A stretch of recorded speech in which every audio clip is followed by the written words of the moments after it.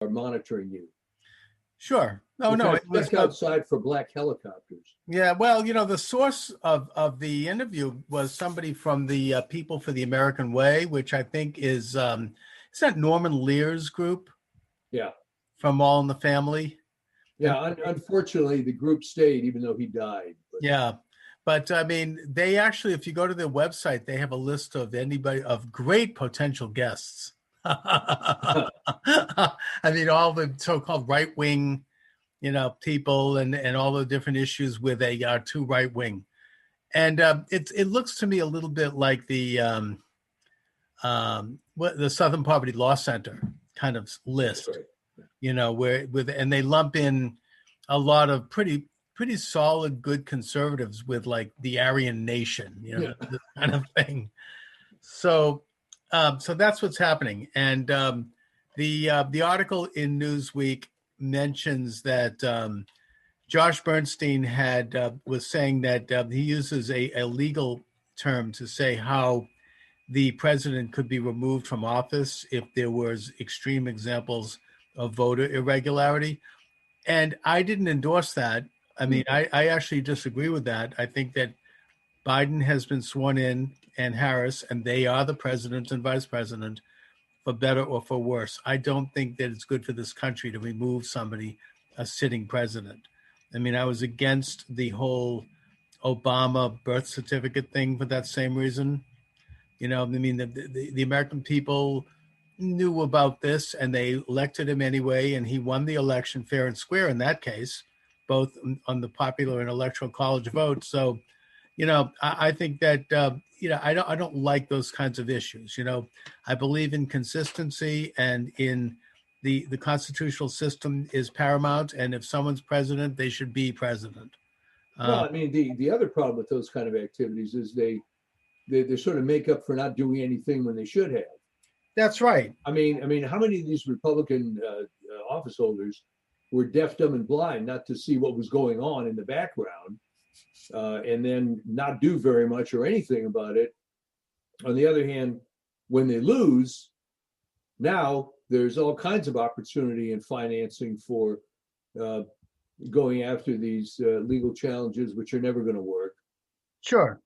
And I think in the case of this last election, there were too many Republicans who wanted to see Trump out.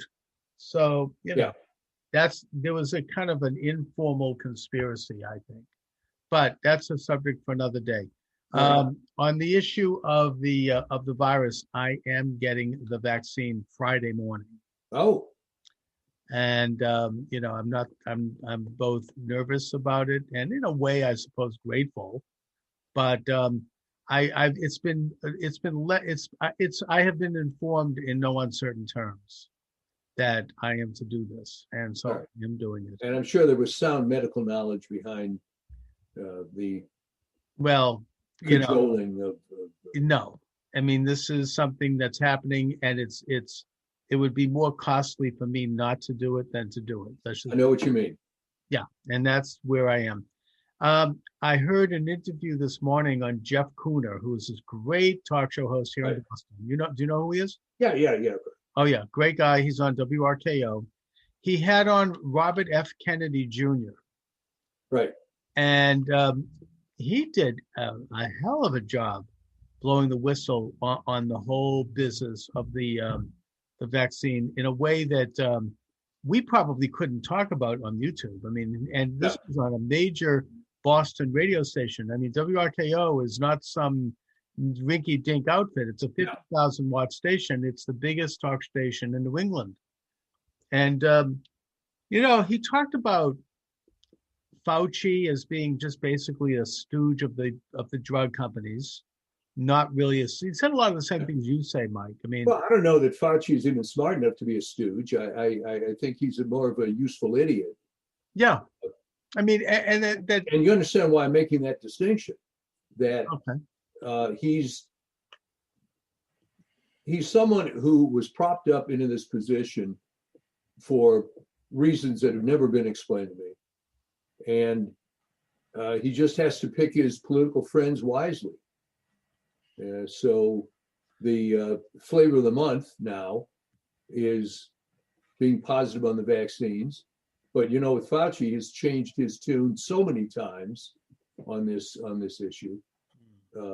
In terms of RFK Jr., it's interesting because they've had some very questionable positions in the past regarding the mumps, measles, rubella vaccine and autism and so on. But I think just by dumb luck, if you will, there is certainly enough controversy involved with the current vaccines. And Kennedy has aligned himself with some fairly varsity people to make some decent points.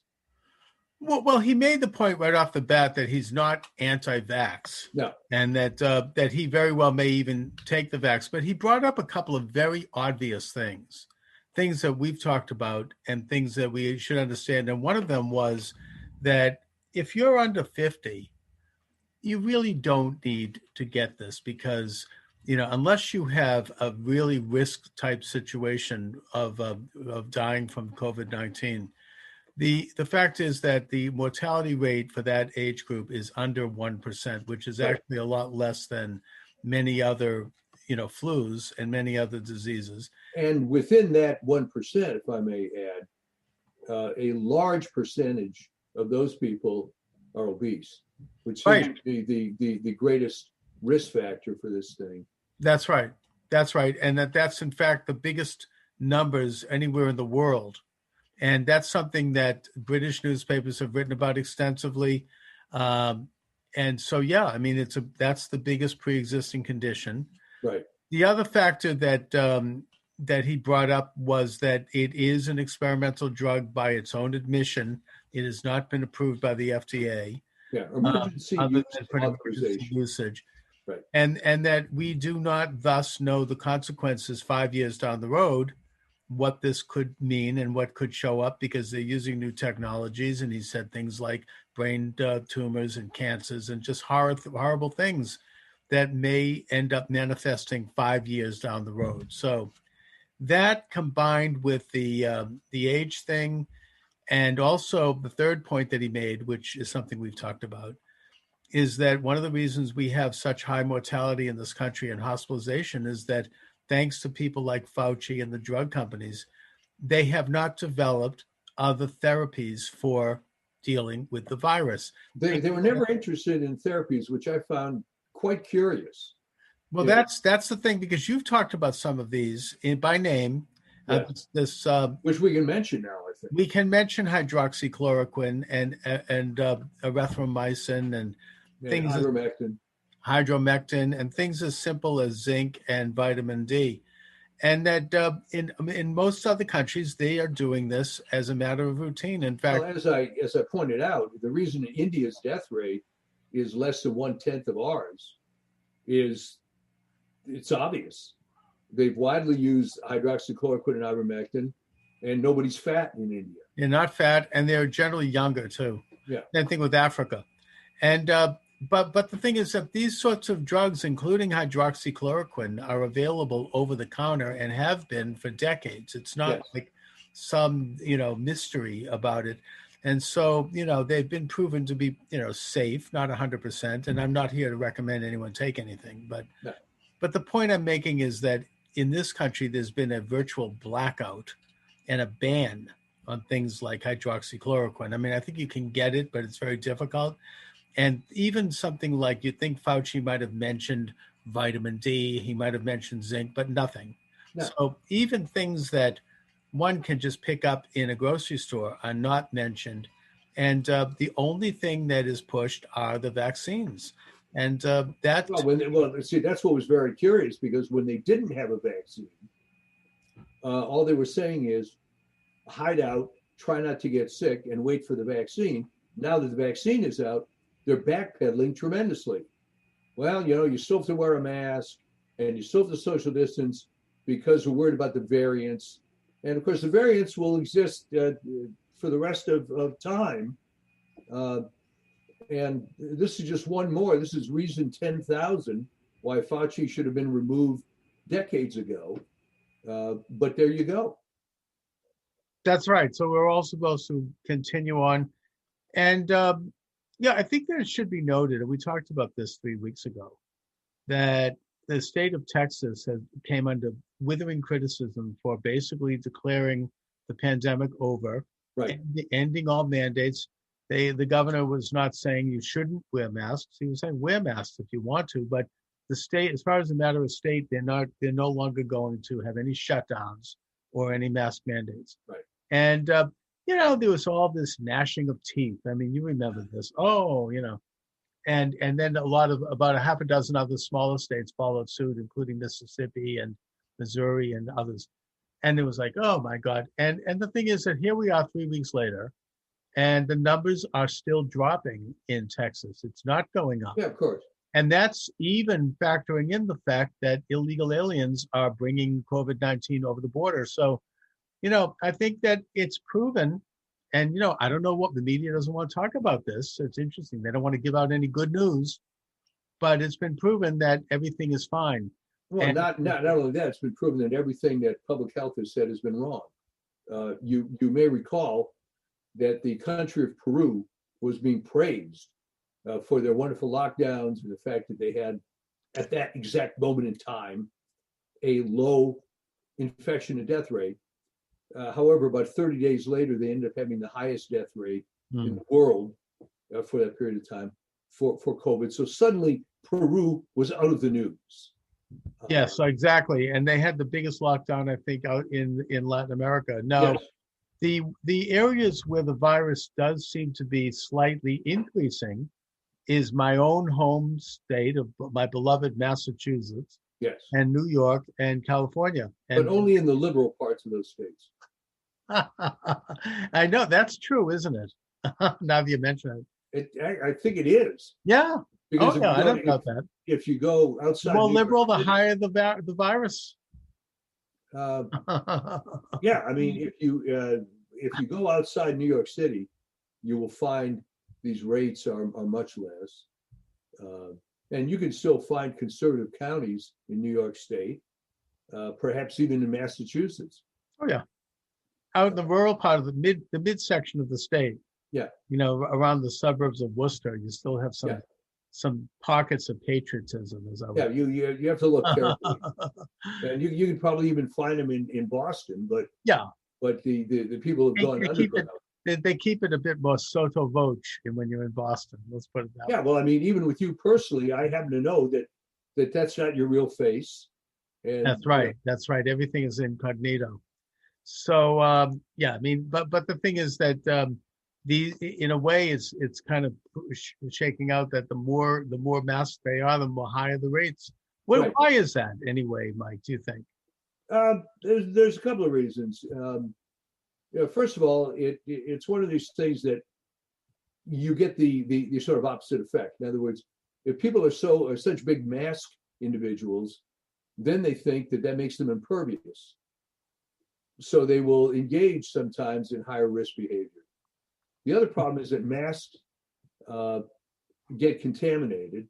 And in fact, there's an upswing in certain types of bacterial pneumonia because people are using contaminated masks. Many people are kind of slobs about it and keep using the same mask forever. Yeah. And there's those kind of issues. There's other people that legitimately have breathing problems. Right. And can create difficulties for themselves that way. You mean by using the mask? Yeah. Oh yeah. No, it's not healthy. I mean, it's you're breathing back in, your carbon. I mean, it's it's not good. Yeah. Well, what happens is your oxyhemoglobin goes down, and for a healthy individual, that's not so bad. But if you're prone to any asthma or any sort of breathing difficulties, you really don't want to mess with your PO2. Plus, I think up here in the more northern climes, people aren't going outside enough. They're not getting enough sunshine and enough sun on their skin, and the result is that there's generally, even in normal times, a vitamin D deficiency amongst people in northern areas. And then now with COVID, with people staying in more, there's even a bigger one. So those things are damaging to your immune system. Yeah, I mean, which is really too bad because the vitamin D supplements Yeah. cheap, and Yeah. And plus, I go out every day on a very long walk. And in my neighborhood, there's some pretty vigorous, some steep hills where they build like concrete steps into the hills. And I do, really, oh yeah. And I walk those every day. I mean, I I get, thought that was only in San Francisco. I've never seen that anywhere oh, else. it's in Boston. No, it's in Brookline, which is a suburb of Boston. Right. I live near the border of Brookline. So, I mean, I do live in the city of Boston, but I'm able to walk in there every day and I go up those steps. It's aerobic. I get a little exercise. I mean, I certainly don't deny the fact that in the course of my walk, I might sneak into Cafe Nero and have a little coffee. But that's beside the point. The thing is, I get the walk done and I do it every single day. I don't feel good unless I do. So, these are things, I mean, we all have our ways of staying healthy. And vitamin C and D is fine, but it's much better if you can get some Oh, direct. sure. So, and Ain't nothing like the I real usually thing. record my TikToks and I do my live streaming while I do it too. Oh, okay. So, And you're kind of out of breath after. and I listen to Steve Bannon's show. I have my all right. headphone going and I listen to Steve Turley and I have all these other people I listen to. Mark Dice is a good show. I don't know. Oh, If yeah. Who do He's you been listen able to stay ahead of the YouTube censors. He's had a lot of videos demonetized. Yeah. He's never been kicked off. I don't think they've taken him down, but he's huge. I mean, he started early. Yeah. And I think he used to go out and do those hilarious surveys. Yeah. On college campuses where he would say, what do you think of X, Y, and Z? Oh, we think it's horrible. Really? That's Trump's policy. Stuff like that. And he's funny and he's good. And but yeah, he talks about how he's being kicked around. He's up at about 1.4 million Yeah. subscribers, I think. What do you listen to, Mike? Oh, boy.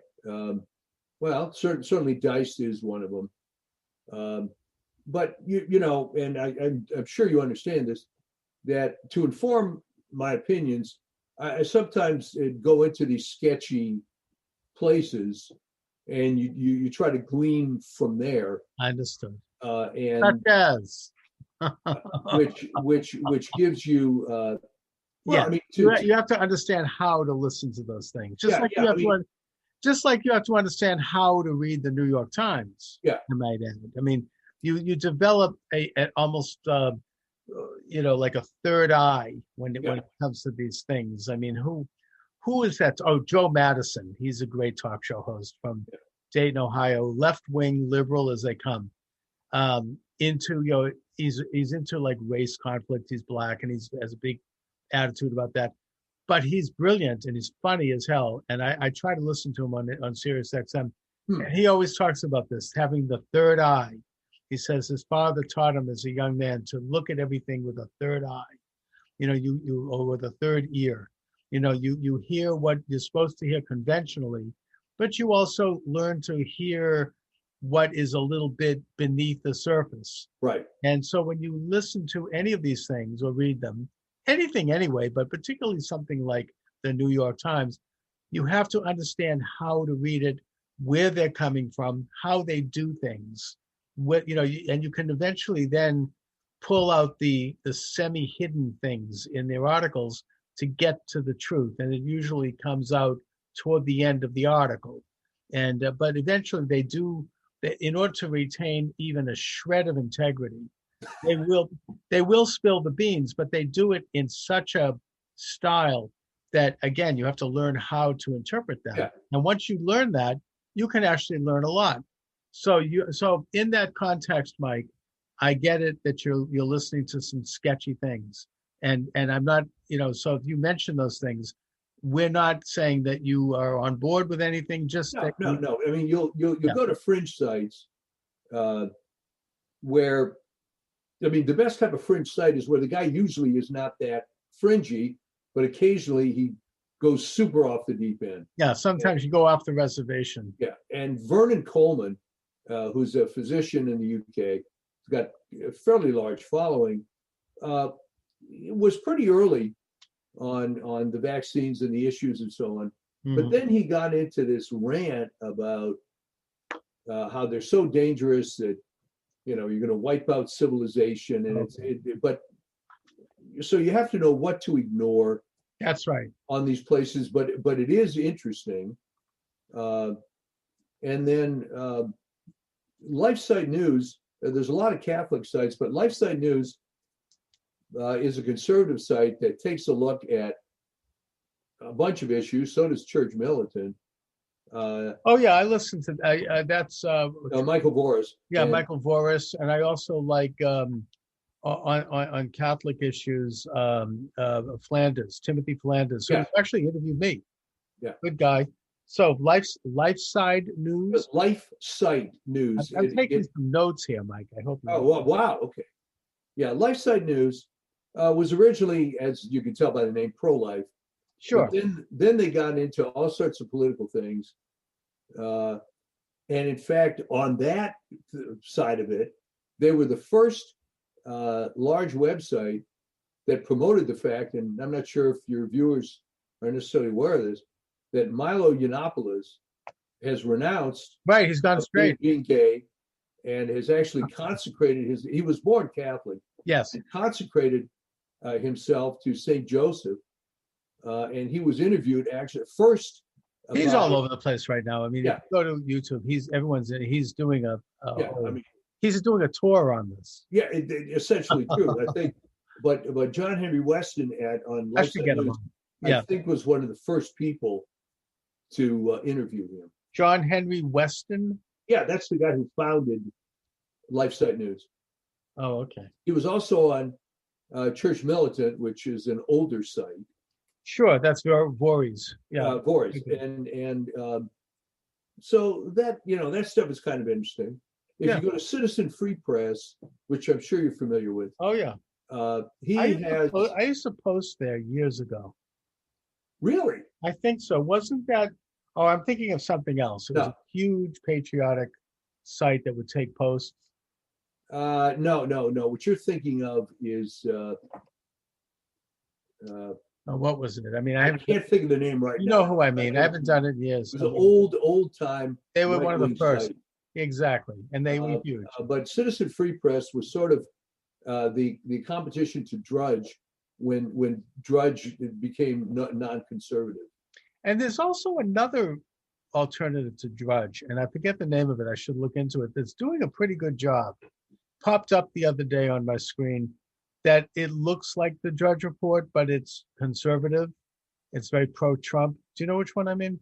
Well, Citizen Free Press, and the one that was before that was Whatfinger News, and it was a takeoff of the Siskel and Ebert thumbs up.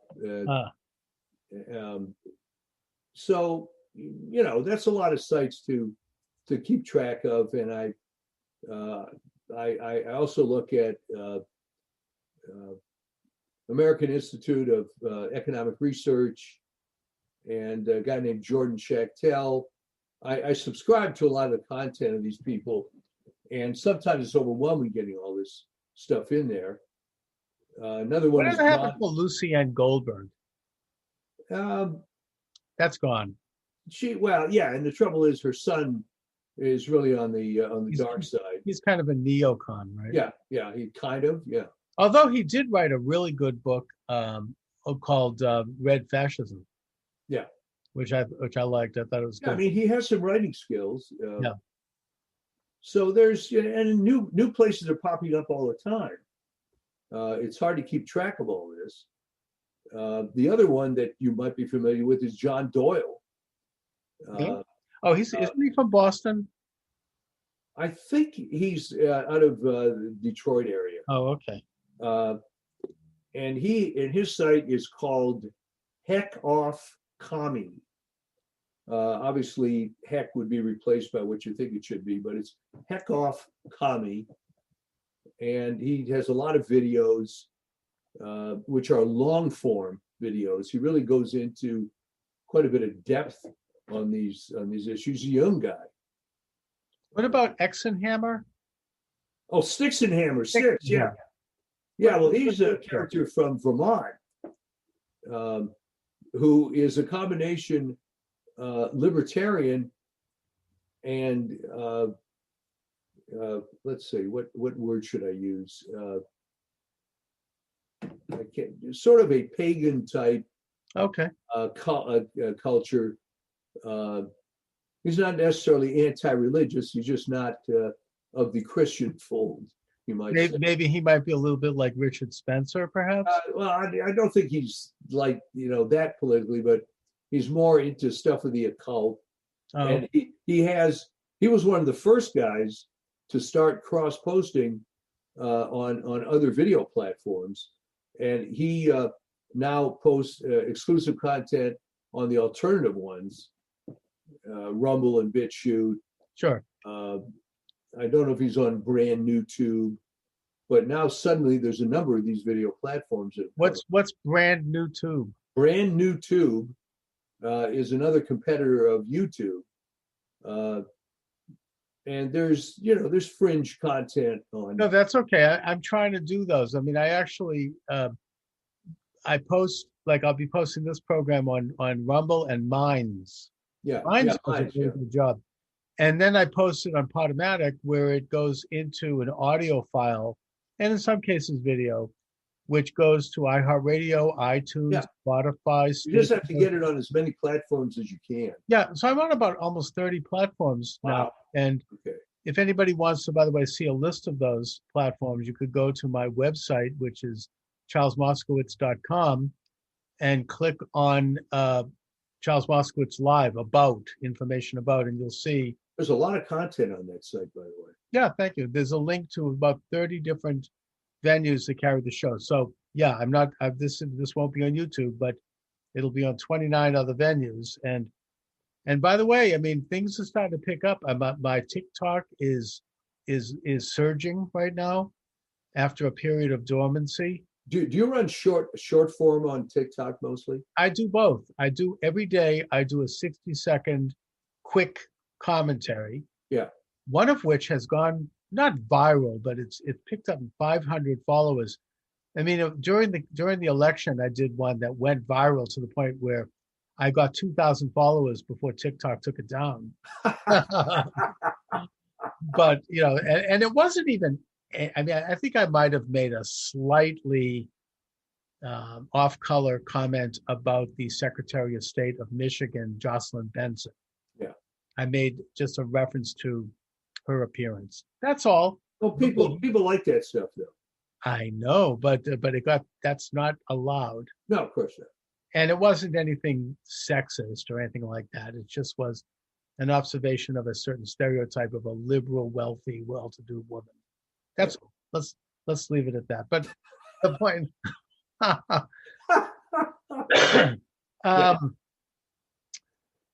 So you've got brand new Tube. I'm going to look into that one. Yeah. That was I had found that a couple of weeks ago. Yeah. And that's where Coleman is. Okay. And it's always more interesting getting this fringe content. Sure. Because that's where it's at. The trouble is that where guys who, well, I think Paul Watson is on other platforms, but you get to the point with some of these guys that they're gelding themselves to try to, meet the YouTube expectations, but it ends up being a fool's errand. I mean, there's a movie reviewer that I watch. It's called Cynical Reviews, and he just went apoplectic about. He did a movie review, which was getting a lot of hits, and then inexplicably got pulled down to be reviewed by YouTube, and then it got restored. But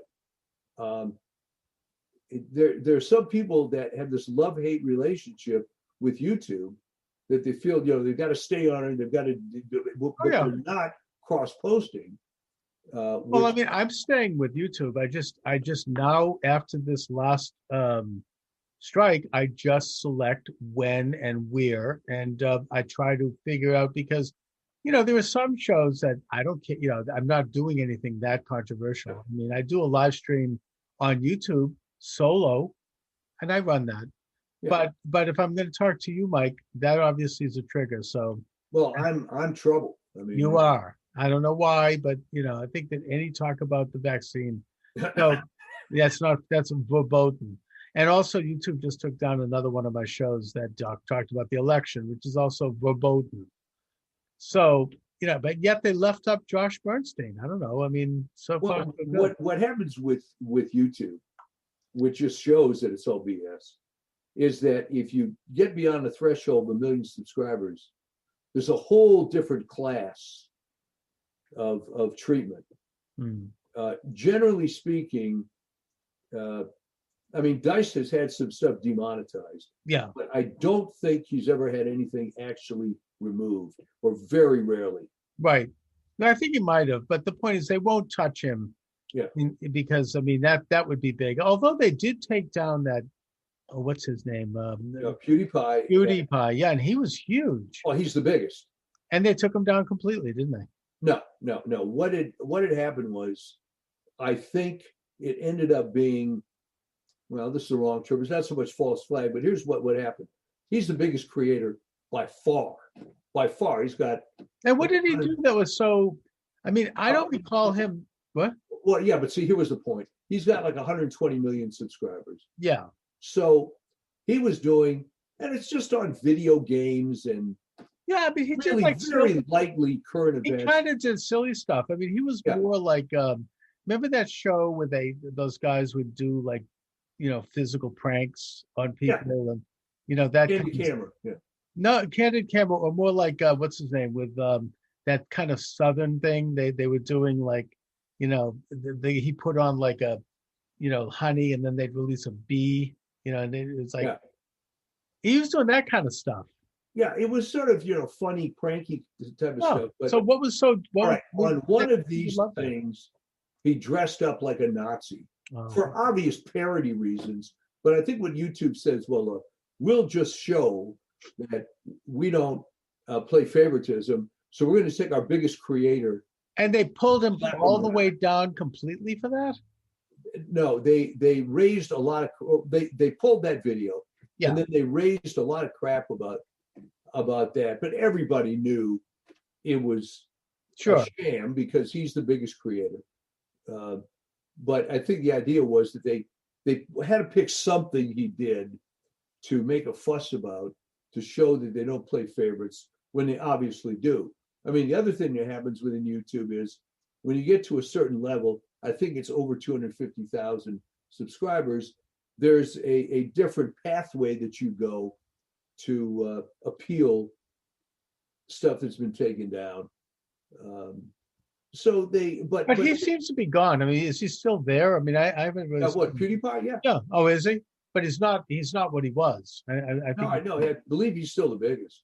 Is he? Oh, I hadn't really paid any attention. Yeah, I mean, he doesn't do anything that I'm particularly interested in. No, I mean, I thought he just did silly. I mean, and also, I'm not on Gab only because Gab requires Bitcoin, and I know nothing about Bitcoin.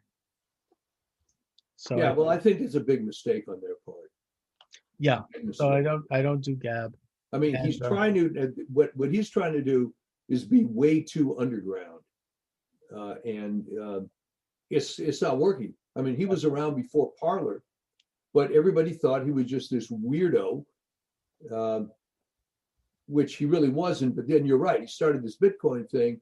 A lot of people are uncomfortable with Bitcoin. Yeah, I don't do Bitcoin. And I don't know. I'm not. And I'm also back on Parler, which is now functioning, but I don't see much going on with that. I mean, I have a small number of followers. I think about 50 followers, and it's I post my videos there. I don't see much growth to it. I don't know. Well, what happened was he was bitch slapped, and then he became gelded, as far as I'm concerned. I've heard rumors about Parler as being kind of in the tank. Yeah, it was. I don't know, but I mean, you talk about how people adjust. One of the things I wanted to mention was this Kristi Noem betrayal thing. Oh, really? What's the deal with that? Well, there was she was one of the people that was very much in the forefront of this anti-transgender youth sports. Yes. And NCAA stuff.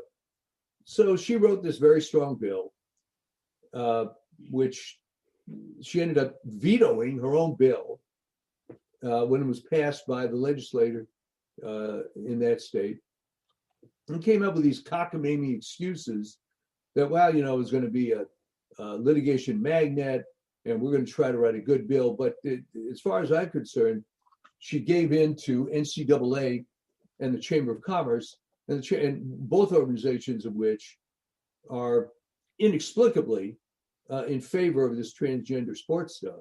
Oh, God. In fact, there was an article written by Sally Jenkins in the Washington Post sports section that was decrying, and with some justification, the unequal treatment compared the NCAA women's basketball tournament versus the men's.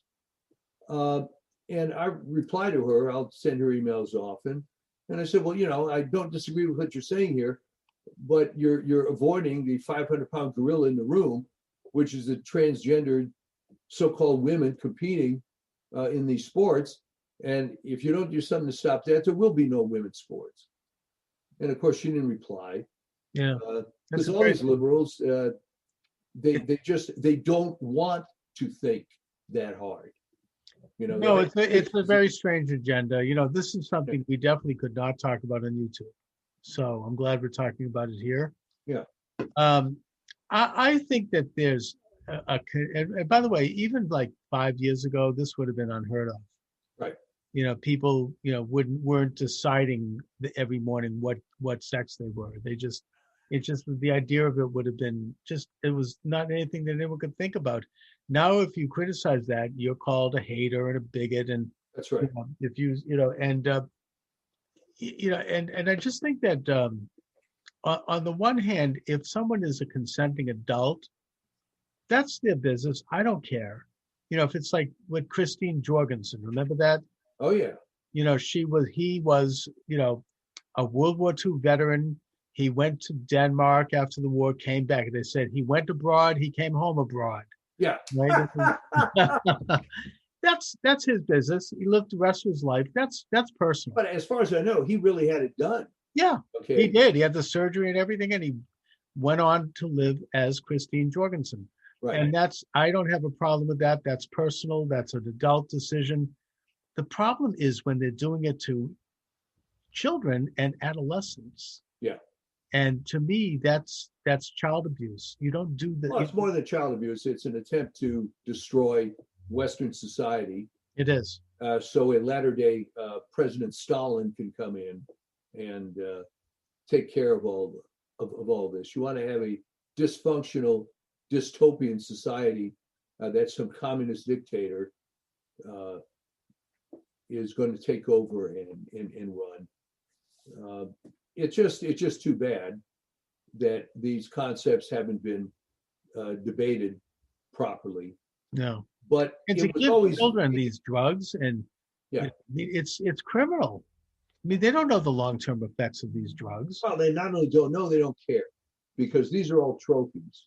And if you go back and interview these people, as some researchers have done, almost none of them are happy with it. They've all turned into freaks. I mean, look at, for God's sake, Bruce Jenner, who went through this bizarre operation, although none of them go all the way. Right. They still have functional equipment down there, which really sort of belies the whole thing. Right, that's right. And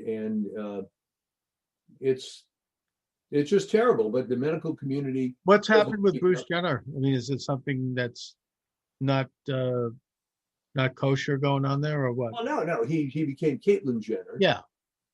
But he was one of many of these people that, you think, fine, if you want to be a woman, you really still shouldn't have your male organ, right? But none of them actually removed that. And right, I think Christine, Chris Jorgensen, before he took the operation, did actually. Probably, I have no idea. But he did the full surgery, but yeah. So it's it used to be called gender dysmorphia, and it was considered a mental illness. Yeah, it's sad. It's what happened in the psychiatric profession was, I mean, the deal with psychiatry, as was explained to me by my son, and actually my father-in-law, who was a big shrink, was that you either get people who are extremely smart and just really get into this, or you get people who are extremely lazy because if you want to, you can practice psychiatry just by writing script. You don't have to do anything. But there are a lot of people who are messed up that are in that profession. I mean, nobody denies that. Mm-hmm. And what happened was there were enough of these trans types that got in with the agenda of creating this being okay, but it was sort of co-opted. I mean, yes, legitimately the votes were taken, but this whole block came in that didn't really represent traditional American Psychiatric Association. And they co-opted, and like a lot of other things, and they like to wrap themselves in the garment of science. It's something that is totally science is not on the side of this at all. No, hell no. I mean, it's very easy. It's genetic, and this has been known for some time, right? Of course, and it's anyway. I also think, I don't want to spend too much more time on it, that there is a connection between the transgender thing and the transhumanism. Transhumanism was big with people like Jeffrey Epstein, and it was the Harvard and MIT right in my neck of the woods. And MIT had a whole department focused on it, and really, the head of the department had to resign in disgrace after the Jeffrey Epstein revelations because he was all over that. And Ray Kurzweil, who I don't think personally is into it, but his movement is. Kurzweil invented the talking book back in the 80s, which was a brilliant invention. It was, it helped Stevie Wonder. For people who are blind, I mean, you put a book in it and it would read the book. Yeah. But he went on to go a little off the envelope in his group in that they thought that they could develop a new species of human being. I mean, it's Darwinism and eugenics on speed, that basically by implanting computer components into the human body, this would change the nature of the person to the degree that you could have somebody who had all aspects of their health constantly regulated and computerized, and they would live to be 200. They would have super consciousness, cosmic consciousness. It gets very occultic and very new agey in that way. And almost sounds to me like the Ubermensch concept, that the Nazis, we should note that the idea of the Aryan, that was a mythical idea of a more evolved human species. It was not there were no Aryans. I mean, the Nazis viewed the Aryan as a prehistoric super race that had like the Titans in Greek mythology. Well, Scientology picked up some of that as well.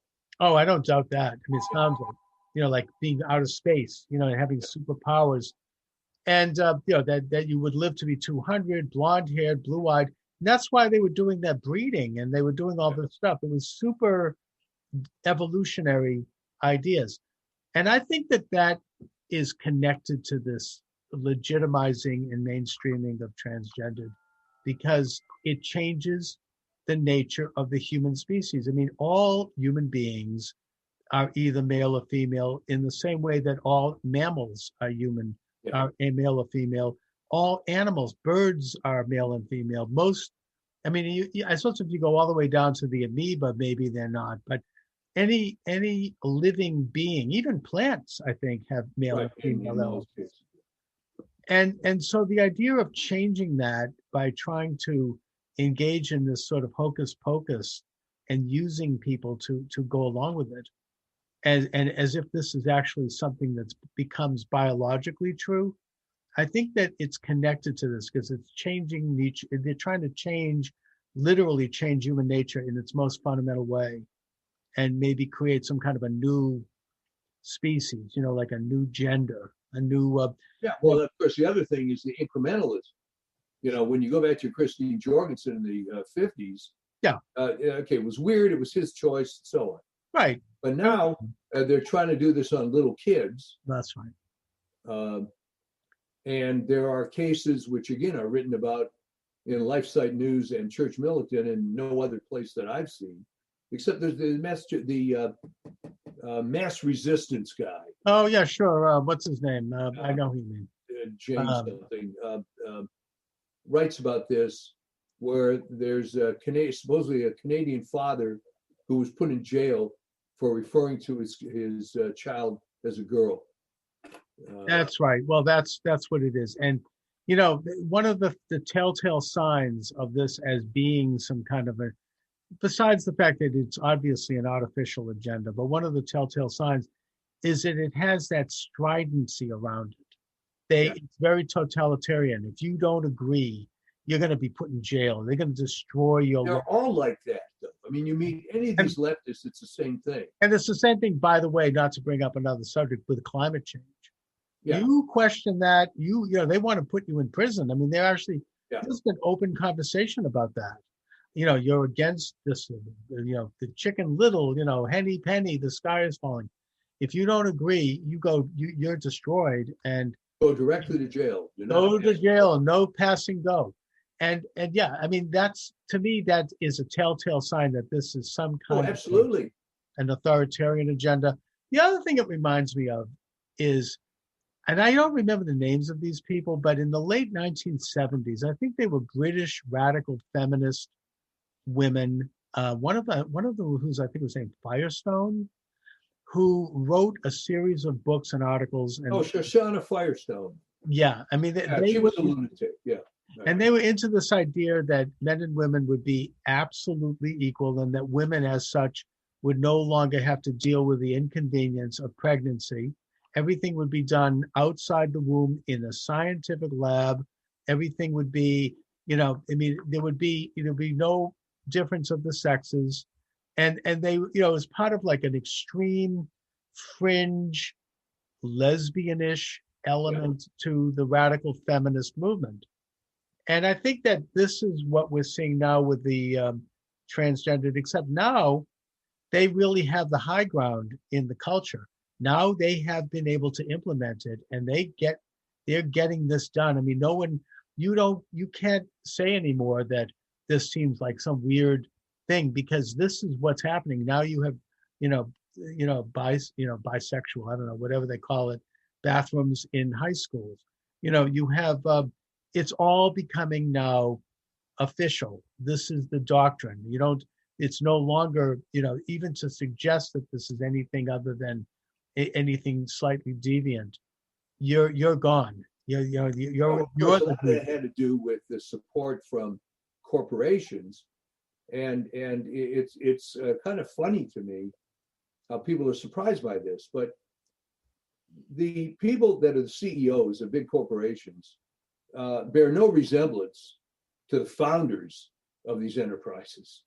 That's so typical, isn't it? I mean, like, these big foundations, they're way out on the left, and they don't have loyalty to certainly the United States. They're international. Who was it that, I think it was the head of Boeing, who was interviewed a few years ago, who basically spilled the beans on that. He said, we don't have to answer to American law or any laws. Right. All over the world. We have headquarters in about 8 or 9 different countries. We're citizens of the world. We don't answer to. Yeah, well, see, that's because these guys all come from the same place. They really don't know anything about building a business. And I say that in the sense, if you give me a business that's doing $50 million and I can grow that. But what I mean by building a business is starting from the beginning. Right. But instead, there are people that went through Ivy League MBA programs, get recruited.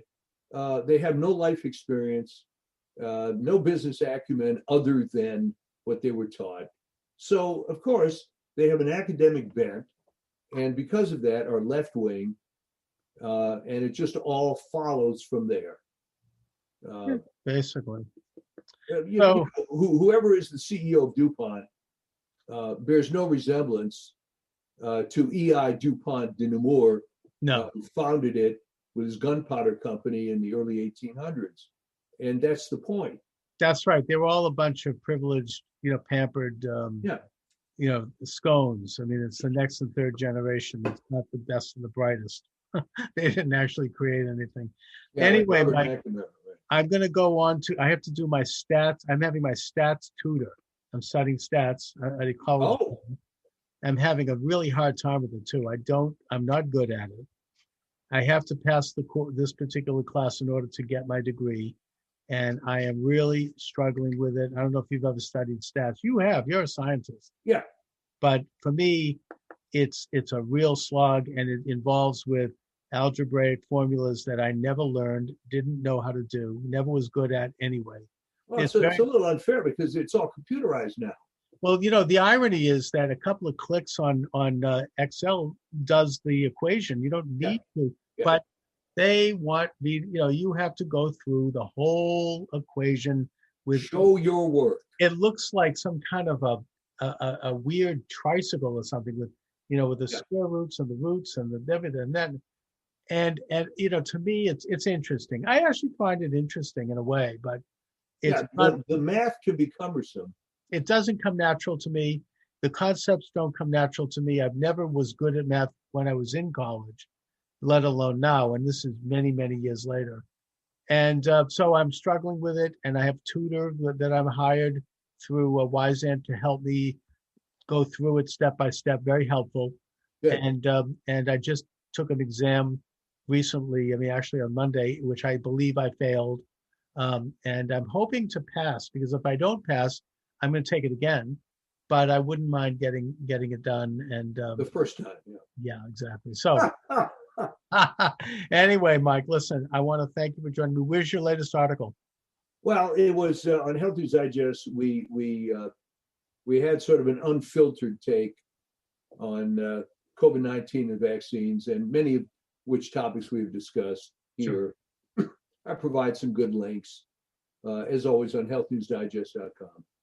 Excellent. And thanks for sharing all these different sites you're looking at. I'm trying to, I gather them up like some people gather stamps and coins, It's always fun discovering this stuff. Oh, yeah, absolutely. You think, I've got the ultimate one now, and 2 days later you find the real ultimate one. And this is going to become the alternative universe that I think is eventually going to usurp and co-opt the censorious mainstream, ultimately. Yeah, well, anyway. I've always been interested in finding fringe people because they have more interesting stories. Yeah, me too, always. And again, you have to know what to filter out, but they provide some good insight. Oh, yeah. And I've known a lot of these people, and it's fascinating, sometimes a little scary. But I think next time I talk to you, I'm going to explore that a little further. Oh, yeah. We'll get the fringe stories out there. You bet. All right, Mike. Listen, thanks again. Thanks as always. Yeah, a lot of fun. Talk to you soon.